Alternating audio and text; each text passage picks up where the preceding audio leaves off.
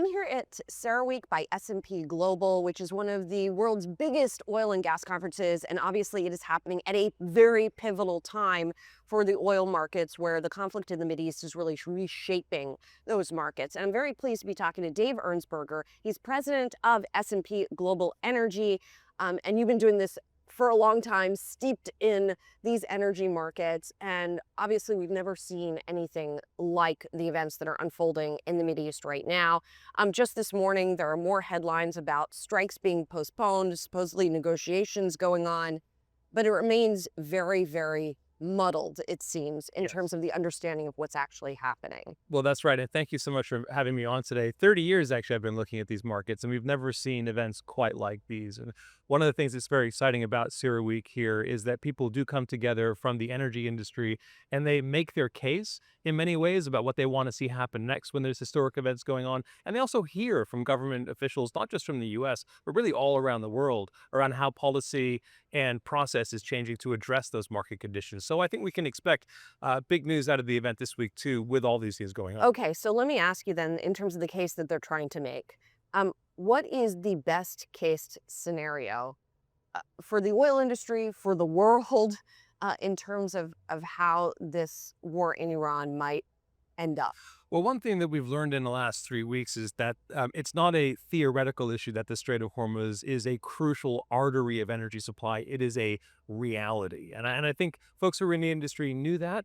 It had never been tested before. But with that artery closed, we're now losing, as we know, 1/5 of global oil supply to the market, and also maybe about 20% of natural gas as LNG. So the best case scenario is that somehow some kind of agreement gets reached where Iran backs off its position of closing down the strait and begins to allow some vessels to go through.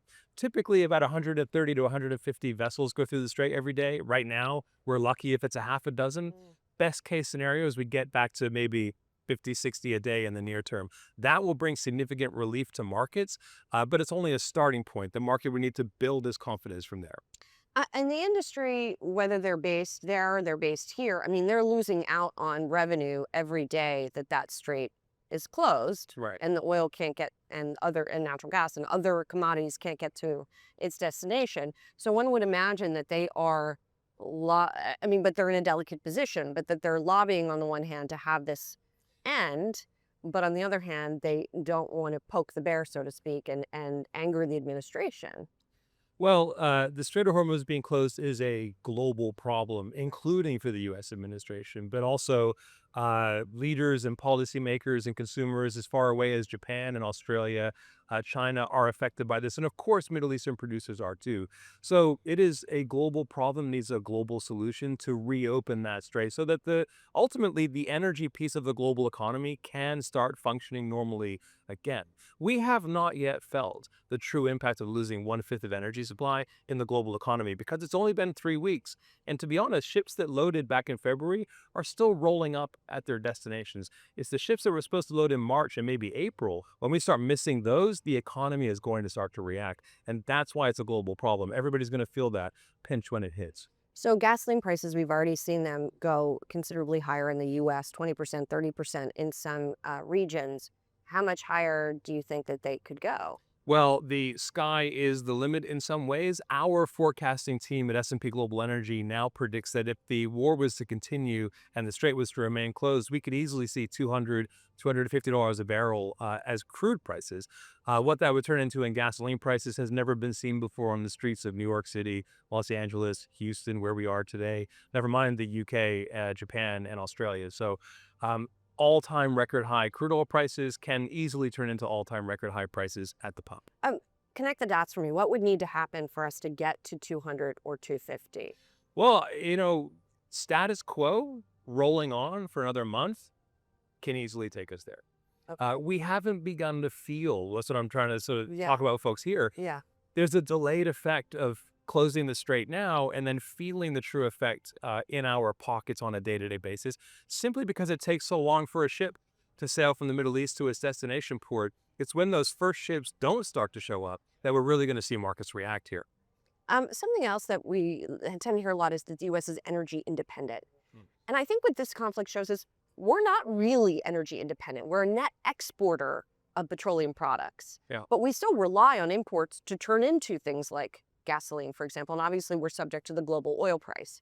So, do we need to sort of rethink that whole energy independence line? Well, actually, the U.S. policy through successive administrations of pursuing U.S. energy independence, this goes all the way back to Carter and Reagan, really, has been spectacularly successful. The U.S. does not have exposure to importing crude oil and even refined products the way that it did 10, 15, or 20 years ago.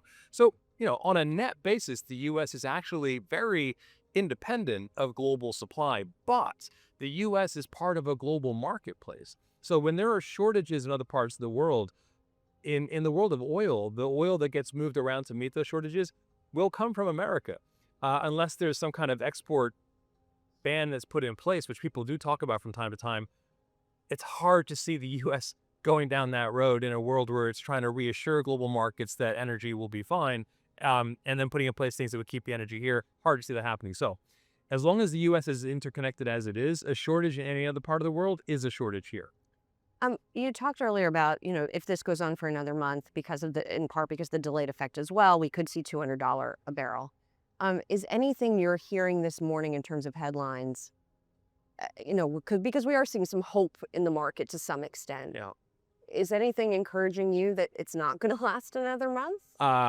Well, most of the people that I've been talking to here at the conference and over the last few weeks are very pessimistic that there can be a solution to reopening the Strait of Hormuz, mostly because as long as the Iranian regime feels like it's under, existential attack, really, it will continue to at least threaten to do harm to ships passing through. And remember, all Iran has to do is threaten to do harm, and it's very hard to move ships through. And it's that level of uncertainty that has people in the industry pessimistic. But what I am optimistic about is that industry participants from around the world, including here in the U.S., have been making it clear that they would like to see the situation resolved.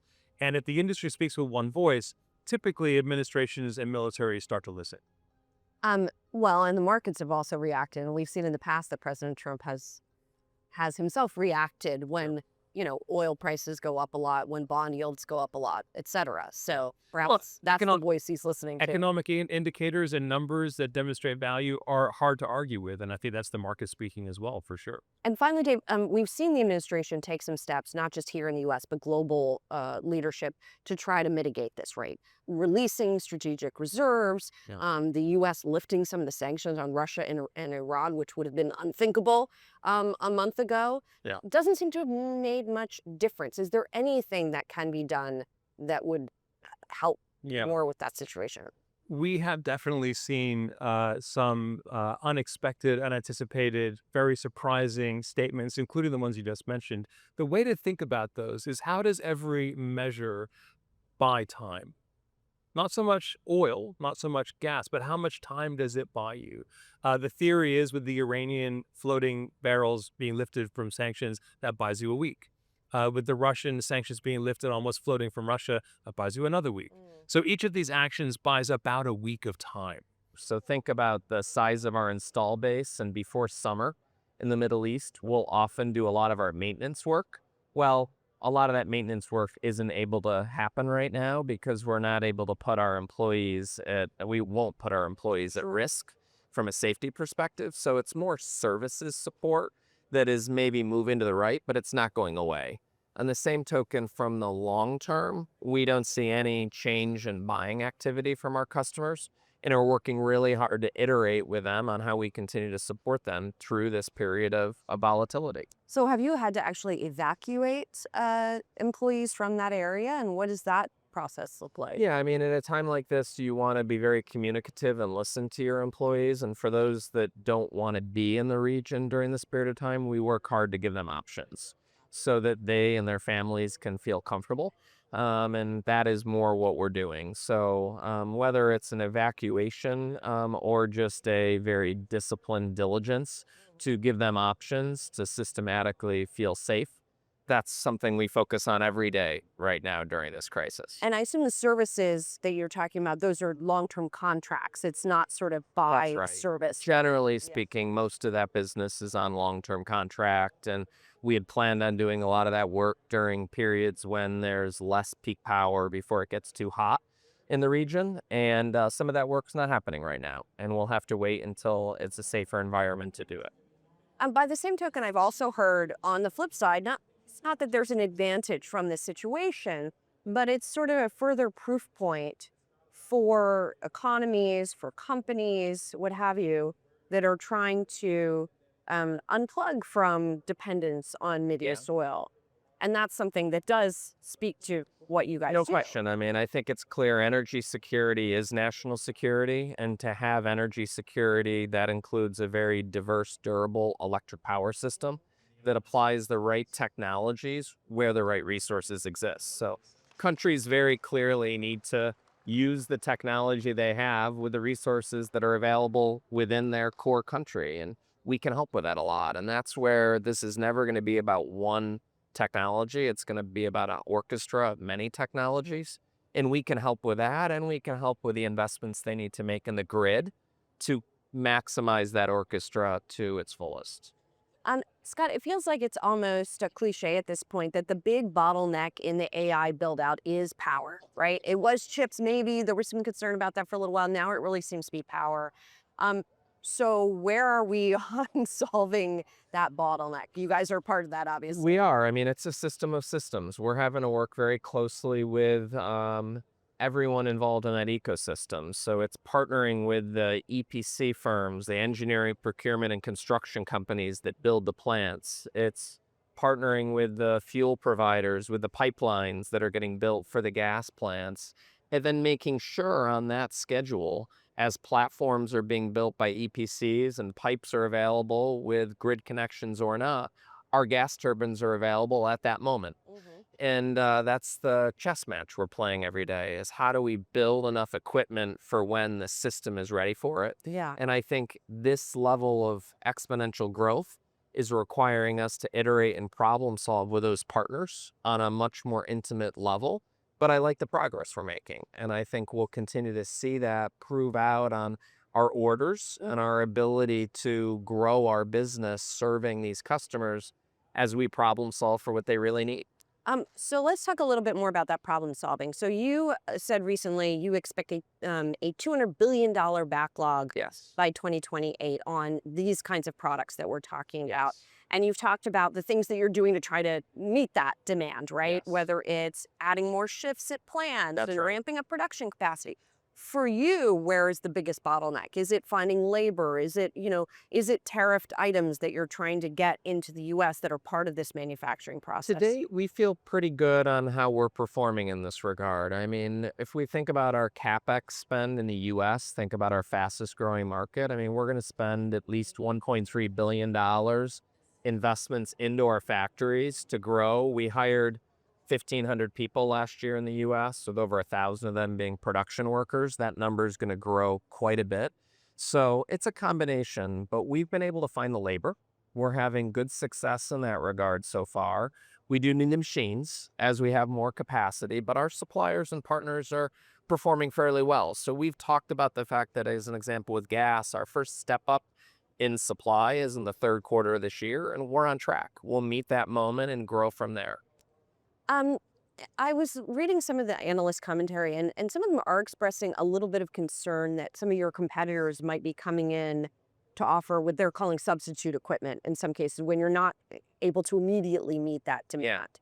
And talk to me about that and how you're meeting that challenge. Yeah, I think this is a great moment for all forms of power generation. And to the extent that there is quicker available equipment at times, frankly, that helps us, because what it allows projects to do is get going sooner until our heavy-duty gas turbines are available.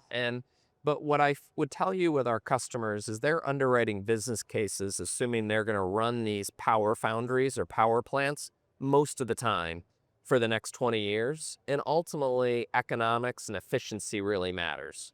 So what we really focus on is delivering a product and a solution that's as economically as efficient as possible for that 20-year business case, even if it takes us a little bit longer to deliver it. But if between now and then there's a bridge solution with some of this, call it, as you said, substitute power, frankly, that gets more boats to rise and more plants and projects to get built. And then as our equipment's available, some of that substitute for bridge power becomes the backup power to drive the reliability with a lot of these projects. So this brings me to my next question. It's so interesting you say that, because taking a step back, natural gas was the bridge power, right? Like, Yeah. and the equation really seems to have changed. I mean, it was viewed that at one point natural gas was the bridge to renewables. But from what you're saying, it's almost as though renewables are a bridge to natural. I mean, how should people be I thinking would about say that gas is the force multiplier that enables a lot of these other technologies to get built around it. There's going to be an immense amount of wind and solar that's going to get built throughout the world, including in the US. But to maximize its potential, you need a form of power generation that's able to ramp up and down when that fuel's not available. And what's becoming very clear is that as more and more economies get to higher and higher renewable penetration rates, they need that force multiplier even more. And that's the role that gas is playing. It's also even more illustrative when you have operating profiles with end customers that have a lot of volatility. And AI factories, as an example, tend to want to ramp up and down very quickly. And because they want to be able to drive the AI factories with that intensity, gas is the most purpose-built technology to follow the load Gotcha. of those AI factories. It doesn't mean that it's not going to have a lot of wind and solar also attached, but you need a more fast load following technology, and gas is very well equipped to play that role. And we haven't talked about nuclear, but you guys Yes. are getting into that business too. You have a partnership with Hitachi of Japan, and You do.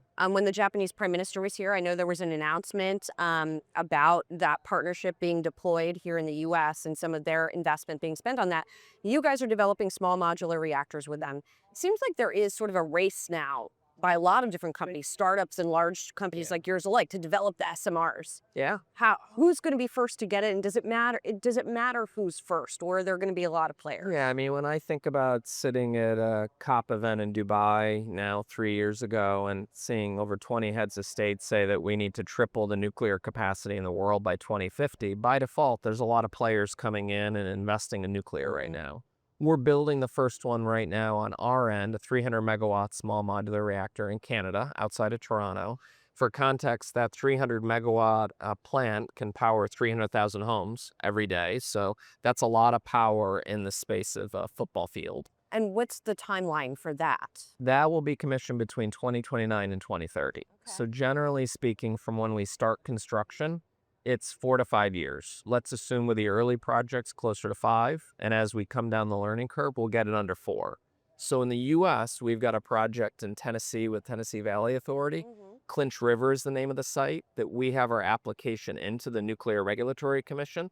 And when they approve it, we're hopeful in the third quarter this year, we will begin construction on that site. And that's one of the 2 project sites that was included in the last week's announcement for up to $40 billion of funding between the Japanese-US government alliance that will enable us to build at least 2 sites, one in Tennessee, one in Alabama, probably 1.5 gigawatts apiece. That is really exciting because that'll allow us to really rebuild a nuclear supply chain that'll allow us to not just get faster, but start to come down the cost curve. And getting 2 sites, probably 10 blocks of power in one tranche gives us the ability to really industrialize at scale for an industry that hasn't experienced growth in over 15 years. So strategically very important and something we're really motivated to serve. I don't think in today's world with tight power markets, you can divert a significant amount of electricity away from consumers and other businesses to data centers. That will leave them without enough power or with very, very expensive power. That doesn't work going forward. The people who are best able to afford new generation, new power, are the people who are building those giant data centers. I mean, those giant data center might cost $30 billion where the new power plant would only cost you $3 billion. I say only, of course. So I think that's the right way in order to allocate costs across this. And the other nice thing about BYOP is you actually don't have to be co-located. As long as you're on the same grid, the grid authorities won't care if the plant is right next door or somewhere else. The key is to keep the supply and demand of megawatts and megawatt hours in balance. So I really do see that from the point of view, both of affordability, most importantly, politically, because if you're the governor of a state, would you rather allocate the costs of new generation and transmission across the residents of your state or across some company's $1 billion of customers around the world? And three, it allows you to plan and have reliability going forward. It also may mean if you need a gig of power, just given turbine sizes, I might build something that's 1.2 gigs, and that'll provide even more supply and reliability to the grid itself. So I think BYOP is the future. When the hyperscalers signed their agreement with the president a couple of weeks ago, it said they were going to bear the costs. Really, the only way to do that in a long-term manner is with BYOP. And so does that also ensure that I mean, electricity prices, as we know, have been going, I mean, I know I see it in my bill in New Jersey. Does this help mitigate that? Does it help make it so that it won't increase as much? Yeah, absolutely. Because, I mean, this basic law of supply and demand, if I added several gigawatts of demand with no supply, prices have to go in one direction. I won't say that it's it will stop it completely, but it certainly will mean that data centers are not the root cause of, or new large loads are not the root cause of power price increases. Have you seen any, we've seen some local opposition to some of these data centers being built for a multitude of reasons, some of it because of the electricity pressures. Yeah. When you co-locate a power plant, does that increase the opposition, or does it make it more palatable to some of these local forces? I don't know that it matters, but I think most of the places we're talking about co-locating already have power plants. So either there aren't residents living around them, or else residents are already accustomed to what is there, and the data center is not going to add to any of the issues that residents may have with what's going on. So having power plant sites on which to put data centers is an advantage, because they're already industrial use sites. They're not, destroying communities. They're not creating extra traffic or what. You already have what you have. So I think on balance, it's better, but I don't think it really becomes an issue in the locations that we're looking at.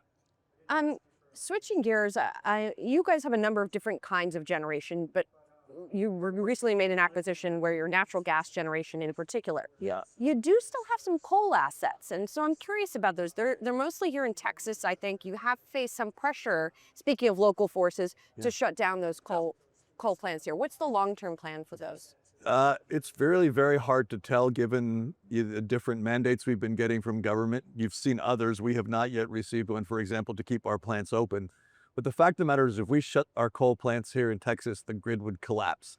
The combination of the need for the supply from those and inertia, you need to have certain amounts of spinning on the grid in order for it to work.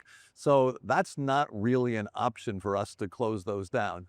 In the future, could they be converted to gas? Possibly. It's something that we will continue to look at when that becomes economical. I think that will probably be the future of those facilities. But right now, I think those coal plants will continue to operate, at least in the short middle term. Gotcha. Ooh, we've talked before about your Vivint business, which is smart thermostats. And we've talked before about how, you have sort of all your information on your phone on one app. And I'm curious, now that Vivint's been part of you guys for a while, is it helping actually drive sales of Vivint, or are you getting sort of co-promotion? Vivint has had record growth the last 2 years, both in terms of customer acquisition, dollars per acquisition, revenue, EBITDA, you name the metric, they've done that. The other thing that it's done is, it's enabled us to create a whole new suite of products, a residential virtual power plant, for example, that enables you, the consumer, to be part of meeting capacity spikes or otherwise providing capacity and have an enormous savings on your bill. We estimate that our VPP program can save you in Texas $150 to $200 a year on your bill. That's significant in an era of affordability. So we're very excited about the Vivint performance on its own, but combining Vivint and its presence in the household with our business at Reliant and our other brands in the household, that's 8 million household customers who can now have the most advanced tools for energy management possible. You are almost done as CEO of Energy in your tenure there. At the end of April, you're going to be stepping down. Robert Goodad is going to be taking over. You haven't been CEO that long, but you've overseen quite a bit of transformation for the company. So what do you see sort of as your legacy at NRG? I don't really think about legacy, but I think the thing that I'm most happy and proud of is the way our people have taken up the mantle of leading the charge on affordability, on solutions for customers ranging from households to hyperscalers and everywhere in between. And honestly, I think NRG is only in the second inning or third inning of the tremendous growth that we're going to do. So I think it's a little like the all-star game where the starter, pitches 2 innings and then he turns it over to the amazing relievers who will take the game to the end. So I'm super excited to sit back as a shareholder and watch what Rob and the rest of the team do going forward. I'm also curious to ask you, you're an archaeologist by training. I mean, you're a lot of different things by training, but among other things, you're an archaeologist. Yes. And so I was curious if you ever think about, 100, 500 years from now, when you look at the energy infrastructure that we're putting in place, like, is it going to look like an archaeological relic that people in the future will be looking back at? Yes, absolutely. I think we will develop new technologies, new materials, new ways of transmitting electricity. We're not talking about a 5 or a 10-year horizon, Right. but in the archaeological world, people will look at all of these material correlates and kind of smirk at them. But think about the telephone system. If you're looking back already at the telephone system with all its wires and poles, and now you have cellular, people kind of look at that and go, wow, what an inefficient, terrible method it was super advanced when it was built. Our grid is amazing. Nobody else has a grid that advanced, but I have no doubt that we will come back and look and say, wow, that was super antiquated. You all have talked about the war in Iran and the effect it's having on your business already, that it could cut your first quarter revenue by 7 to 9%. I'm curious what assumptions are built into that estimate. Obviously, we've already seen an increase in energy costs. We've seen stress on some of your customers. So how are you thinking about that? So that was a little bit of misreporting on part of the agency. What I actually said was 7 to 9. We have a high single-digit revenue in Middle East, and Okay. that's getting impacted. But anyway, that's point being behind. Clearly on a longer term basis, it should be not an impact. I think shorter term basis, we are not able to ship our products. So I think it's more of a moot point. The way we think about it is that whenever the war ends, and we all wish it ends quicker, a lot of the sites have been impacted. We have a large install base in Middle East. So our customers are in UAE, in Saudi, Qatar, Kuwait, everywhere. So the sites which have been impacted, they will have to be refurbished. They have to be brought up to speed. So clearly there will be a work associated with that. We are already working with our customer to estimate what that work will look like, and how do we, we have thousands of people already on ground for many years. So how do we be ready for that? So that's on the supply side. On the demand side, I clearly see the countries which buy oil and buy gas are already thinking, what is the next best alternative? What can they do differently? And I think they're going to look at options of more sources of energy which are in their control. So clearly, people are looking at alternative ways of generating, fuels of different type, like biofuels becomes an interesting option all of a sudden. They were not adopted because they're expensive, but we always made a point that if you have a biofuel, they bring energy security. So it's a choice between cost and security. Well, and cost is relative, right? When you see oil prices where they are. That's right. So that comes into the play. On the demand side, customers already talking about, countries are talking about energy efficiency again, even at a higher pace. Can I consume less? Things like energy storage becomes very interesting because that can be used to bring more efficiency into the system. So I would say that it's going to play out with slight changes on how energy was being executed. Specifically for the people who are buying energy, they're going to be more conscious on mix change. They're going to be more conscious on reliability. Therefore, they're looking at more of their resources. They're going to be more conscious on efficiency. Is there any change on the demand side from your oil and gas customers specifically in that region? Not really, I would say. I mean, customers have stayed heavily engaged. And I think if they had a certain plans to build certain capacity, other than the fact those plans will get postponed due to the situation, the fundamentals haven't really changed. Have you had to pull any of your employees out of that region? It's a very interesting question. We have, as I said, several thousand employees across GCC countries, and most of them are from the region. It means our employees are from either the locals of Saudi or UAE or Qatar, or the nearby countries. We have employees from Lebanon, Egypt, India, those countries. We haven't moved even a single person out. And most of our people have to stay safe, which is a high priority. Sure. So they work from home or they're working from customer sites because we have multiple service contracts and we are bound to be at customer locations. And there we work in conjunction with customer and coordinate with them to make sure that it's safe to work there. But fundamentally, we haven't dislocated anybody there because we believe that we can't forecast when the situation will be normalized, but we know when it then normalizes, we will be in huge demand. So we don't want time to restaff after that when we are required so urgently and our employees are being kind of local from the region. They are accepting the fact this is a situation they need to deal with. And are you seeing any effect on your costs? We were talking in the break, and most of your input costs is not that energy leverage. Correct. But are there other things that move through the strait that you are seeing an effect on your business? Not as an input cost to us because our manufacturing base is in the Middle East itself. Our manufacturing base is relatively lesser. I would say our manufacturing base is well distributed in US and in Europe and in Asia. So I think the input cost increase will be subserved down the line when the higher cost energy becomes part of our cost structure. For most part, companies like us take hedging against energy cost, anticipating such things occur. So net impacts on the P&L is practically not there, at least for 2026. So let's turn away from what's going on in the Mideast. You guys have something much bigger for yourselves going on, which is the pending split of the company. And you'll be leading new Honeywell, which is the automation business, which is the biggest part of the business. Still on track for the third quarter? Yeah, absolutely. On quarter three, we'll be splitting finally into three companies. One separation was done in last year in October, which is specialty chemicals business called Solstice Advanced Material. And the rest split will happen in Q3 this year, Honeywell and Honeywell Aerospace. And Honeywell is going to be a premier automation company. There's no large-scale automation players in the market. And we're going to benefit from our good understanding of the end markets we participate and transform automation to autonomy. The data science has progressed a lot over the last 12 to 18 months. And we have lots of data which can be used intelligently to reduce the skill gap, which is occurring in our customer world, lack of people for operations, for maintenance. And they really are worried about how to address it.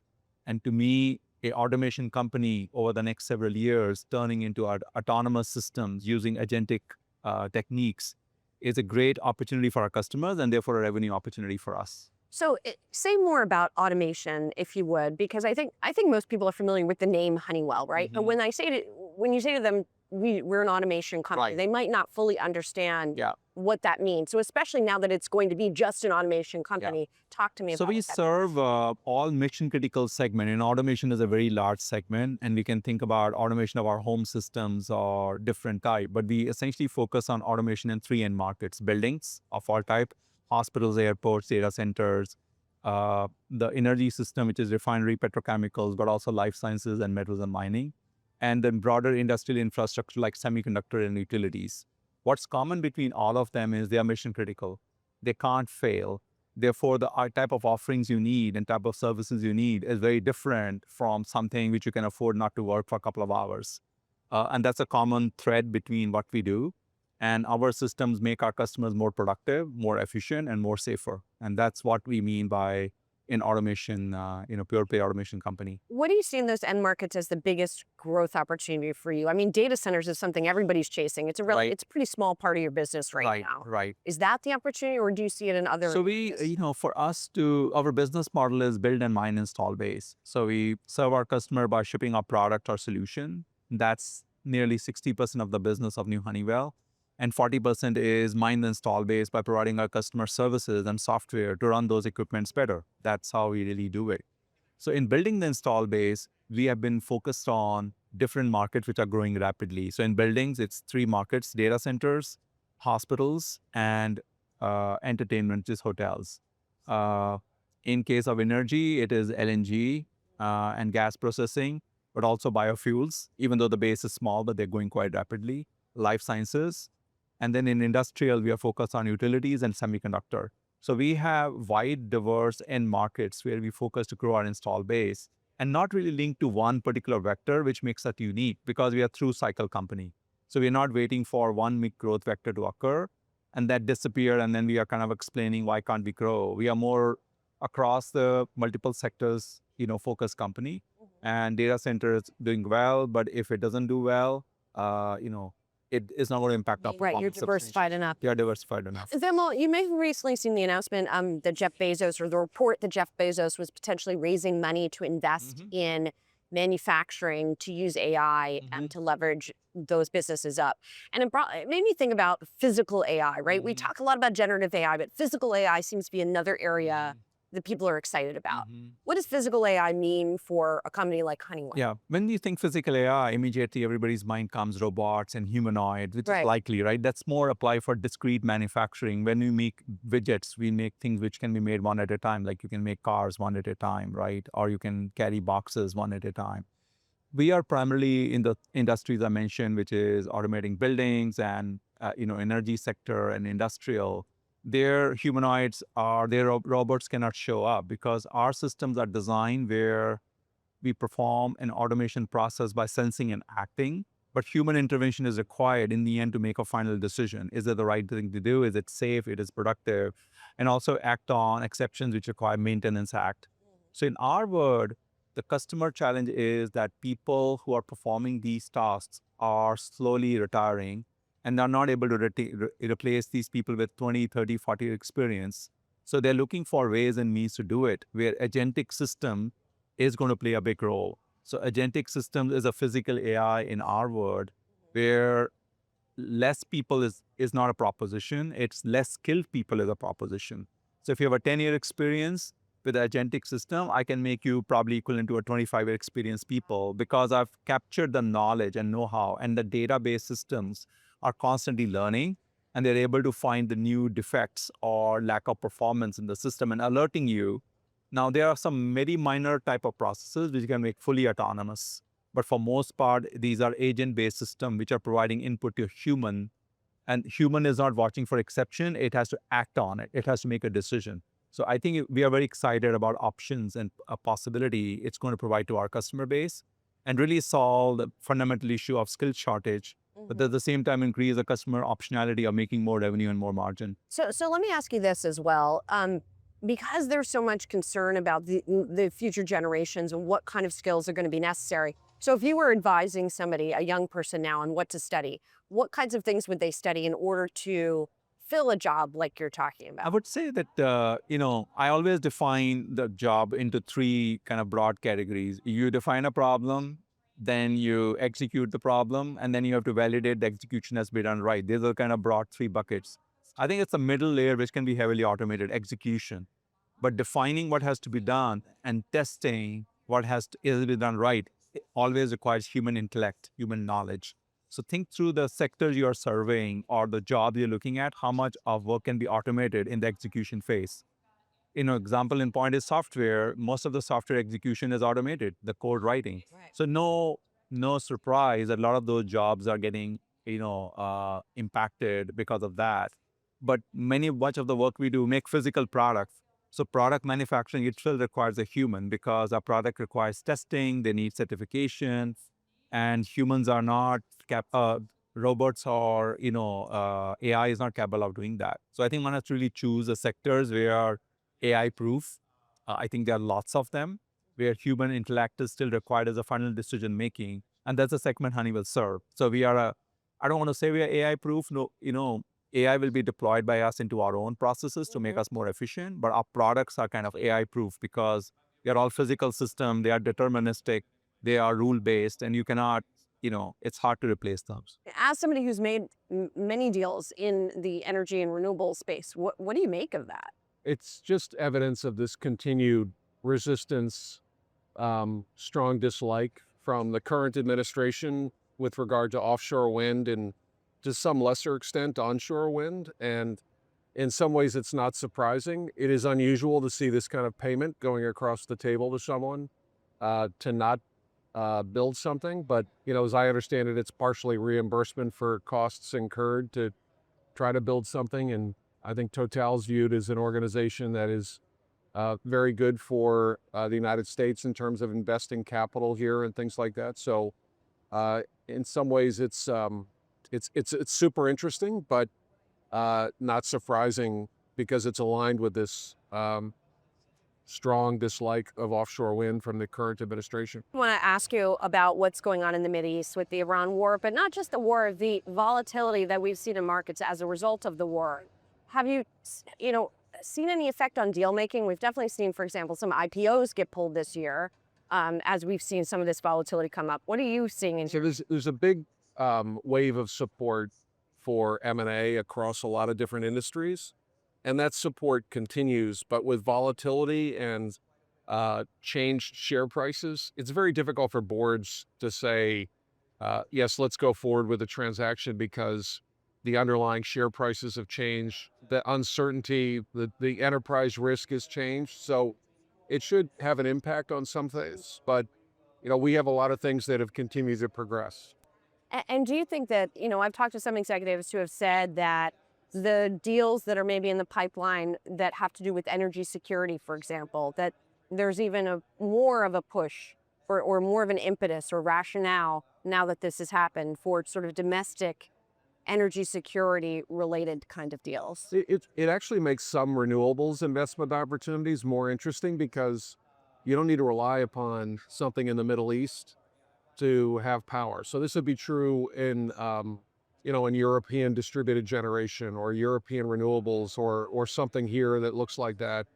And then what we have found interesting is how powerful the pricing signals have been for natural gas in the United States. Because there's been no change in the pricing in the middle of all this. And it speaks to the incredible resource we have here in natural gas and the importance of natural gas to drive power needs for data centers and the availability of natural gas for LNG export and for reindustrialization. And that dynamic we think will get more and more highlighted. Of course, natural gas, has had that pricing stability. It's all the stuff around the natural gas, I guess, that is the issue, right? It's the availability of gas turbines. It's the pipeline to get the nat gas where it needs to be. It's the grid and updating it. It's building plants, maybe sometimes with data centers, et cetera. Where are we on all of that infrastructure? And what are the next couple of years going to look like with that build out? So we need to make it easier to build gas infrastructure in this country. And in some regions of the country, it is easier to do that. But we need more flexibility to move gas around, including to where there are power needs and general resource needs. And so that's quite important. We need to make it simpler for natural gas to be exported in the form of LNG. There's a lot of that taking place, but there are still a lot of impediments to it. So there's a broad opportunity for permitting reform. And the multiplier effect of that investment across the economy will be quite powerful. And we have a ton of natural gas in this country. Right. Some of it is not able to come to market right now because there isn't gas transmission. But we think that's going to change as the economics of natural gas become better. Just to take a step back here, you guys at Lazard do an annual report called the Levelized Cost of Energy, right? Where you basically compare all the different generations and their cost. And so, and the next one I think is coming out in June, if I'm not mistaken. Yep. So, I know that this is a big topic, but all else being equal, how do you sort of rank these energy sources by cost? So the cheapest resource on an immediate basis is renewables, is solar, and also onshore wind. And this is unsubsidized or Unsubsidized. Now that might be saying that might be surprising to a lot of people. Well, then what you need to do is you need to look at what is the resource plan that you're trying to accomplish in the particular region. And generally what that means is it's logical to start with renewables because they're cheap, efficient, and they're quick to market. But you need a lot of other resource because renewables don't run 24/7. Right. And even if you're layering batteries on top of it, maybe you get another 4 or 5 hours of battery storage, but you need a bunch of other generation, which is natural gas, existing generation. So depending on the region, some coal, some nuclear, and then energy efficiency and demand management or avoiding the consumption of electricity. And so all of that flows together. So our study tells you that the cost of renewables are cheap but you got to use a bunch of other resource to have a reliable system. On the nuclear front, how close do you think we are actually to new nuclear development, particularly on the small modular reactor side? So it's hard to know with clarity. Our general view is if you take into account the generation needs in this country for the next 15 years, it's going to be dominated by gas. We think that nuclear will be dominated by large-scale nuclear, so the AP1000 technology, the GE SMR technology, and maybe there'll be a couple other SMR technologies that emerge. But there's a reason that in the electricity industry, scale is super important. And so scaled nuclear makes more sense to us than some of the SMR technologies, but we'll see. In the meantime, we're going to have a ton of gas, plus renewables, plus storage. And then just one quick last one. Electricity prices from here, are we just all going to keep paying more and more as the demand continues? So the electricity, so the demand that is coming from data centers, I think the utilities and the providers of that electricity will channel those costs to the data center companies, the hyperscalers. So growth will pay for growth, and there will be spillover benefits to customers when this is done in rate base, because the scale benefits that the utilities realize from this additional generation will spill over to customers.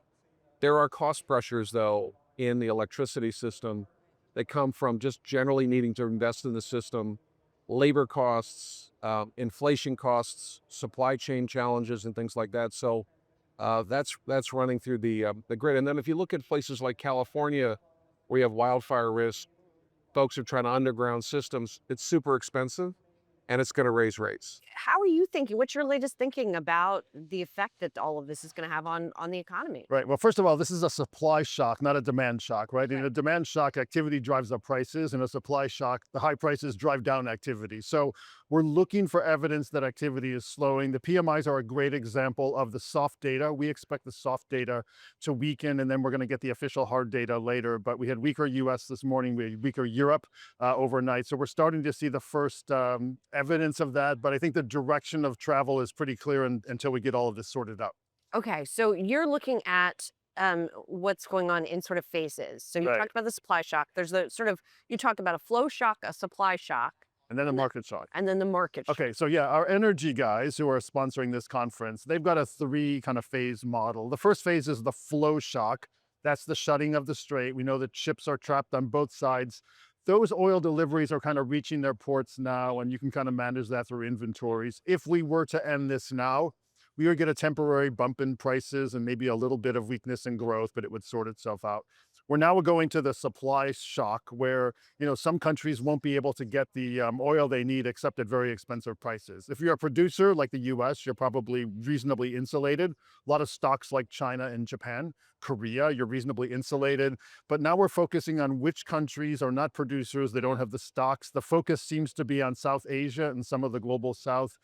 Those Brent and WTI indices or benchmarks, they're showing global sort of benchmark prices. Some of the spot prices locally are much higher than that, but that's the next stress point. Well, and there's been a lot of talk about, Mike Wirth of Chevron talked about this yesterday on stage here, the difference between those physical spot prices, what people are actually paying to get the oil itself, Right. and what's going on in the futures market and out the curve, which is showing some optimism going forward. And he said maybe that's going to change. And that's a theme I've been hearing repeatedly here from you, from your colleagues, from other folks at the conference, that maybe the markets are a little too optimistic about this ending quickly. Yeah, that's definitely a narrative here. I think there's a tension. This conference is mostly engineers. And if you go to like the IMF World Bank, those are mostly finance people. And as our oil guys like to say, oil's not like a faucet. You can't just turn it on and off back on. So there's lags of bringing production back on. And, I think there's a lot more caution on the physical side of bringing this back up quickly, even if we get a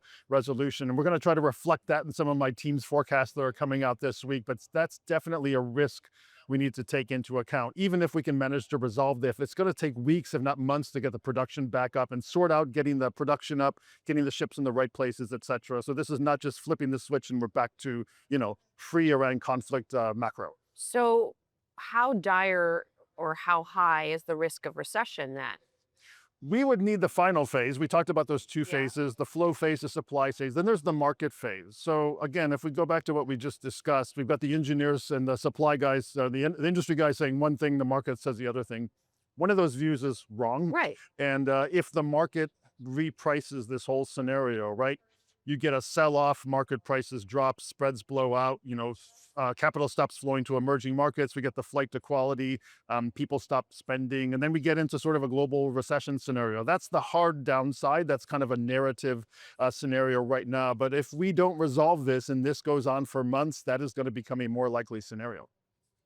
Okay, so how are you sort of gaming it out? Are you and your team saying, okay, if this lasts 1 month, here's what it looks like. If it lasts 2 more months, here's what is Kind that of how you roughly. I mean, think I about it? think that's not that sequence is not an exact linear order, but I think that's roughly where we are in the narrative. So for right now, we've got a sort of conservative baseline. It's probably close to financial consensus, but we are definitely flagging that if this goes on and we go into this supply phase and then into the market phase, things could get worse. So we're on a sort of a scenario now where the baseline probability is shrinking a bit, and we're putting more weight on the downside. And if we need to go there, we will change if that's where the market goes. So the other question that is now really bubbling into the market is what the Fed is going to do. What is going to be the prolonged effect on inflation, if there is going to be any? Yeah. And is there a chance that the Fed will actually have to raise rates?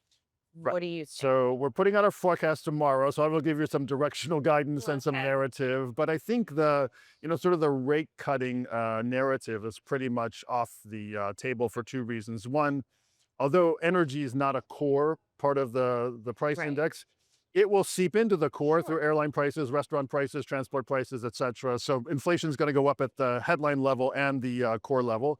We want to make sure inflation expectations are anchored. We know that central banks were a bit late to get going in 23 and 24. So, we're dialing back the Fed narrative. The ECB has been pretty clear. Christine Lagarde's already saying that, we're very cognizant that last time we were late to go. So now the market's got the ECB's next move is up. The Fed's a much closer call, but I think this whole narrative that we were late in the cut, we were sort of toward the mature part of the cutting cycle, a few more to go.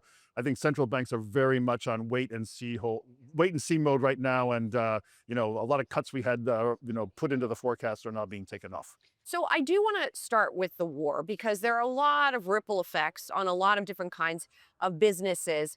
And I'm wondering, you guys do have some business in the Mideast, in the oil and gas sphere and elsewhere.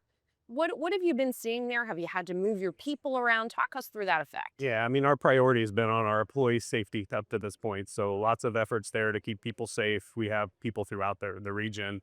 From a customer standpoint, business and oil and gas as well, it's a little bit of wait and see with the customers. So we're not sure, they're not sure how it's all going to play out, but we want to be there to help serve them as we understand, as it becomes more clear. And what about like the servicing that you would do in that region? Is that still going on? I imagine those are long-term contracts, so they're not necessarily affected by the short-term what's going on, but what are you seeing there? Yeah, I mean, we do service the equipment. We're there to take care of it, keep it up, running and reliable. We're putting safety first as we make those decisions and making them with our customers, but there's definitely a priority there on helping the customers continue to be successful as they make the decisions on whether they run or not as well. So On the flip side, I've been hearing a little bit of talk here that what's happening in the Strait of Hormuz and the choking off of oil supplies and energy supplies there is sort of reinforcing the need for energy security. And I wonder if you're hearing that from clients, if they were considering a project that is not going to be reliant on those types of fuel inputs, if now they're sort of doubly convinced, or if that's helping you as you make your pitch to clients. yeah, I think it's a little bit early to know how that's all going to play out over time.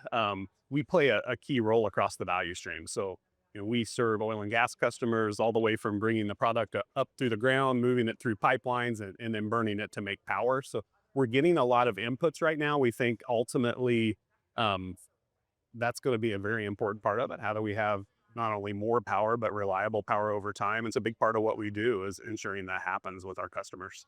Speaking of it being early, I'm also curious if you're hearing anything from your clients domestically in the U.S. about increasing their production, and increasing orders from you in order to make that oil and gas production happen. Yeah, I mean, we're in a very good market when it comes to oil and gas, even before Right. the war and the situation. So we see that trend continuing. Gas compression's been a real highlight for us. Our customers are pulling for more product to help move the gas that's going to be needed for LNG. It's going to be needed to create more electricity with the moving kind of electricity market that we're seeing.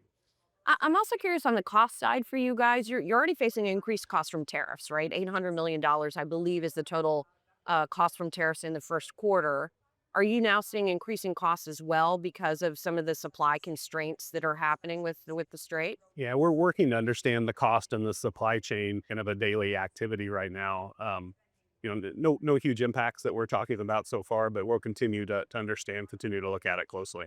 Copy. Okay, let's talk more about the data center picture for you guys. We were just talking in the break about a panel that you were on yesterday where you were with the CEO of Duke Energy and talking about some of your partnerships there. Power really seems to be the bottleneck when it comes to these AI data centers. So where do you see us on that spectrum of kind of breaking up that bottleneck and making it happen? Yeah, it absolutely is. I mean, as we talk to data, and I've worked with data center customers for a number of years, our business historically was a lot of backup power for the data centers.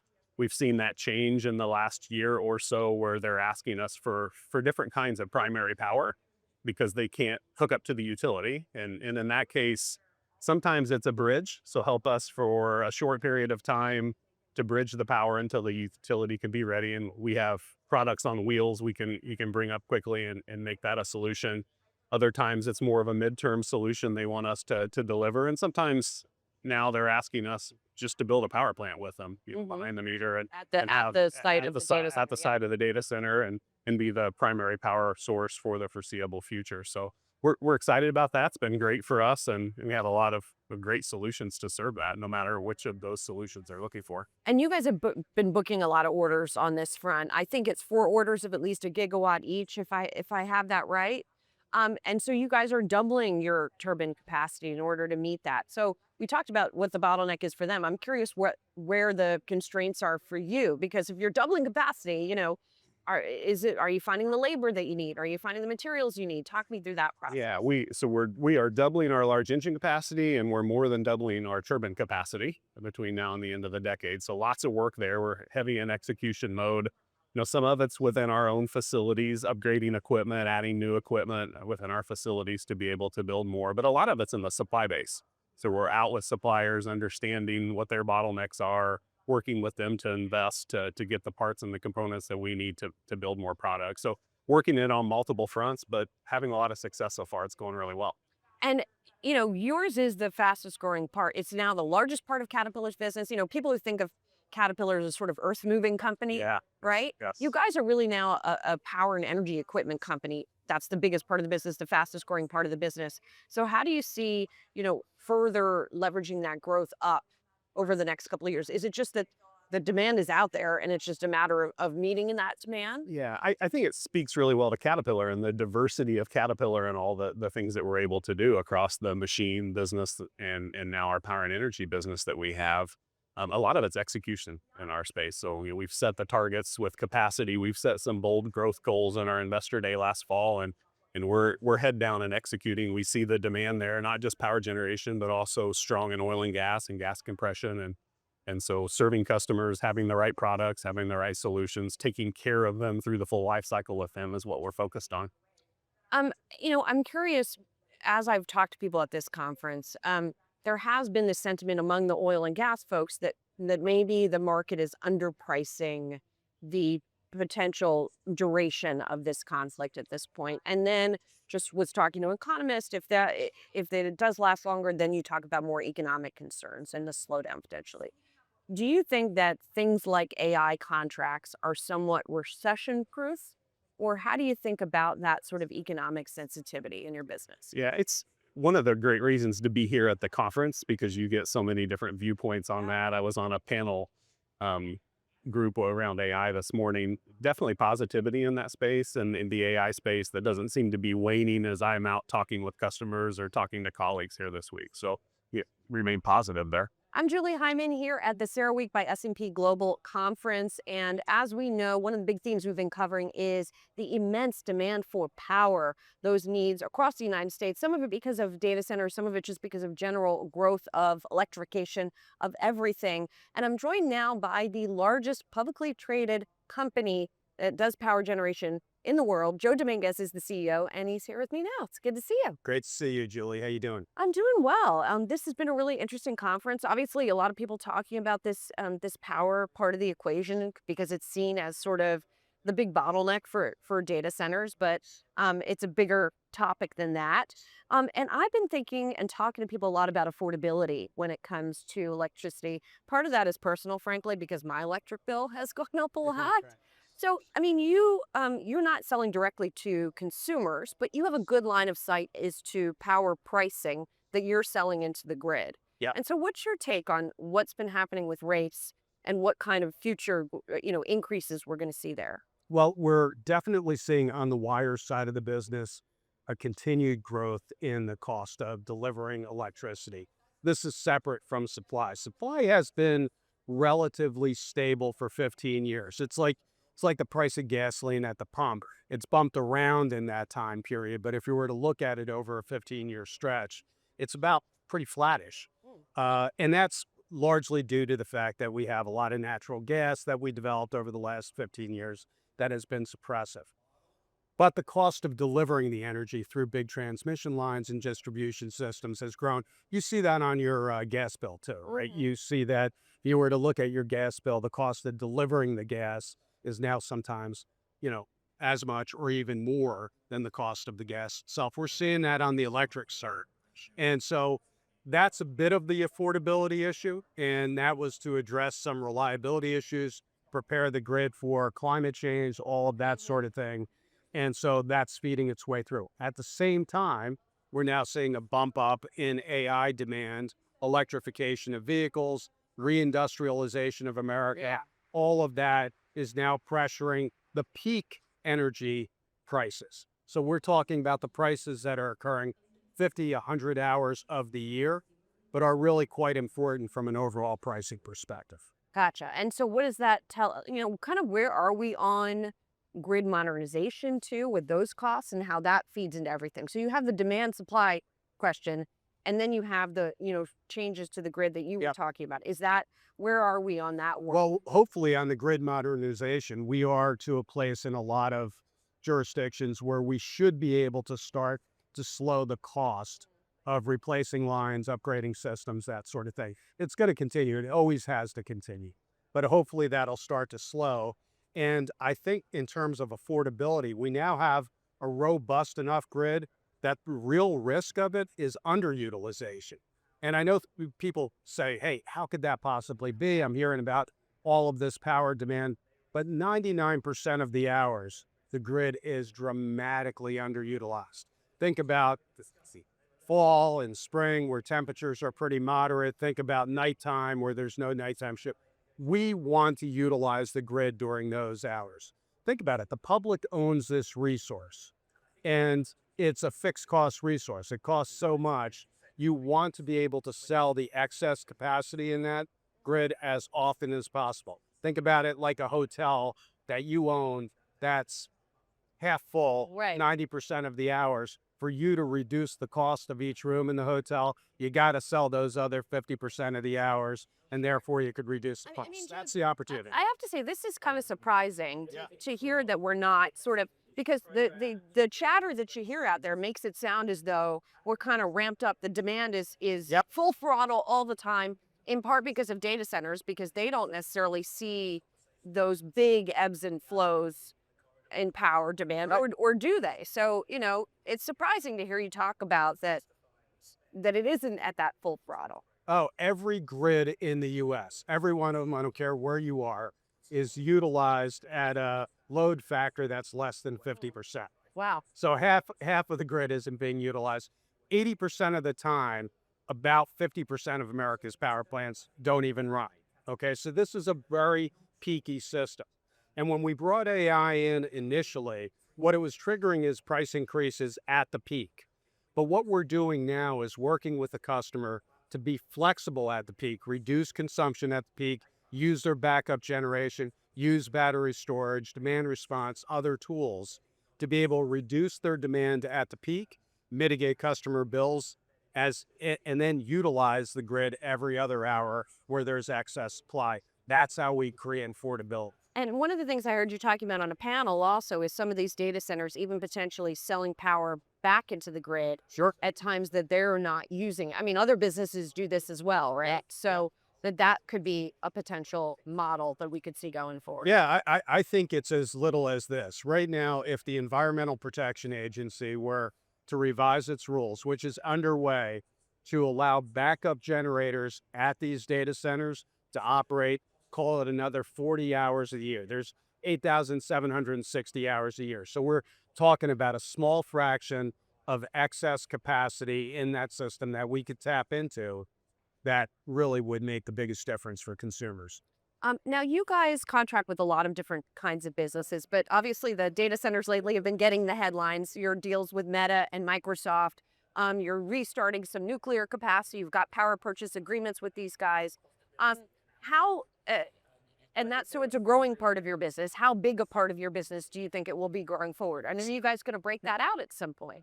Yeah, I don't think so. I think it'll always be part of the overall business.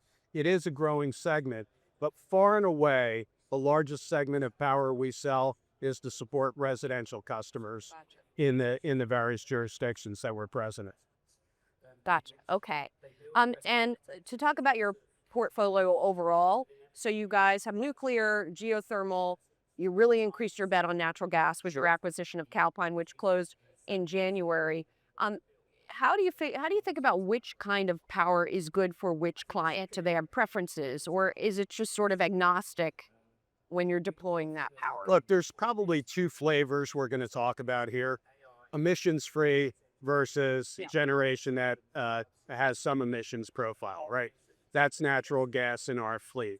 So the first differentiator is, do we have a client that wants some percentage of their energy to be emissions-free, all of it, or doesn't care? So that's a big differentiator. The rest of it is really determined by the power needs of the customer. And gas does a really good job in certain parts of the country. Solar does a really good job in certain parts of the country. Nuclear is kind of indifferent to the landscape because you could site nuclear plants just about wherever and they perform really well. So that's kind of what we call base load power, kind of the base of supply that the nation needs. So it really depends on what you're trying to power. Now, so when you think about it, when you have an AI customer, that's a customer that's going to run that data center 24/7. These are facilities that are tens of billions of dollars in costs. They want to utilize it as much as possible. The reason the interest is on nuclear and natural gas to a certain extent is because these are resources that predictably operate 24/7 in the case of nuclear. Yeah. And then finally, to kind of circle back to where I started, which is this idea that the big bottleneck for data centers is energy. Where do you think we are on that? And how, do you think that there is going to be that power to meet the data center build out demand ultimately? So look, here's the way I think. I think about this in time buckets. For the first 5 years, we're going to have to utilize the grid pretty much as it exists today, right? And that means taking advantage of this slack in the grid. And that will be very good for consumers because, as I said, that will reduce their costs because they're paying for the whole thing now. Get the hyperscalers to pay for a piece. In the 5 years after that, we definitely need lots of new generation. We're seeing projects being announced all over the place. And then if you were to think about, 7, 8, 9 years and beyond, that's when I think the next wave of nuclear rolls in and we start bringing both reliability as well as zero emission capability to the grid. So it really is a time bucket thing in terms of what you're going to be able to bring on.